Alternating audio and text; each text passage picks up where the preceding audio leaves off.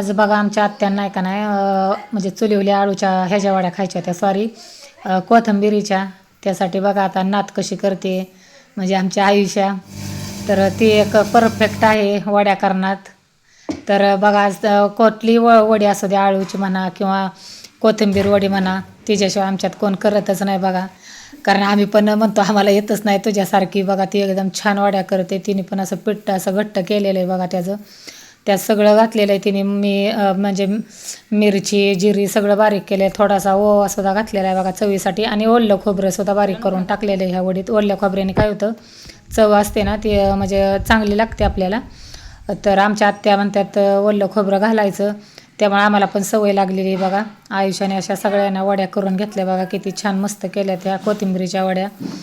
आणि आत्याचं आमच्या आणि पोरींचं म्हणजे त्यांच्या नातींचं त्यांचं कधी कधी खटाकतं सुद्धा. आणि कधी कधी ना कधी त्या एवढ्या गोड होत्यात ते मला कळतच नाही. मग मी इकडं चूल पेटवली बघा. त्या आत्यांच्या म्हणण्यानुसार मला त्या काड्यांवर वड्या ठेवायच्या होत्या. आत्या म्हणत होत्या पण काड्याच्या एवढ्या पुरत्या नव्हत्या. म्हणलं जाऊ दे मरू दे तिकडं, कोणी एवढं झंझट सांगितलं म्हणून मी तशीच चाळण घेतली बघा आणि अशीच ठेवली वर. आणि आत्यांना म्हणलं ठेवल्यात म्हणलं त्याच्यावरच वड्या. मग इकडं चूल पेटवून मस्त बघा अशा ठेवल्या. पण इतका कुटाणा का नाही, एवढा पाऊस झालेला आणि सारखं ते सरपण एवढं ओलं होत होतं. कारण आमची अशी ओपनच चूल आहे उघड्यावर, म्हणजे अशी ब्रह्मांडाखाली बघा. तेवढं पण आपलं सौभाग्य पाहिजे म्हणा. आणि फुकून फुकून आताडी यायची उर झाली. पण वड्या चांगल्या लागतात आत्या बोलल्या अशा चवीच्या. म्हणजे आता काय होतं एवढं करणंच होत नाही बघा असं. काय होतं म्हणजे आपण कुकरला लावतो किंवा असं म्हणजे घरातच हे केल्या जातात. आणि इथं बघा ह्या चुलीचा नुसता धुरकांडा झालेला, सगळा धूर उडत होता एवढा. आता म्हणलं काय खरं नाही, वड्या खाणं तर इतकं सोपं नाही बाबा म्हणलं. ह्या जुन्या पद्धतीच्या लागत्यात चवीला मग भारी. पण लयच कुटाण्याच्या वड्या येतं. फुकून फुकून आत्यांना म्हणलं पार आताडी आली बाबा नरड्याला. पण चवीला आहे ना खरंच ह्या वड्या छान लागतात. कधीतरी आम्ही पूर्वी करायचो. आता असं म्हणजे करण्यात येत नाही. मी करते बाकीचं चुलीवर थोडंफार, कधी चपात्या भाकरी पण खूप छान लागतात बघा चुलीवच्या.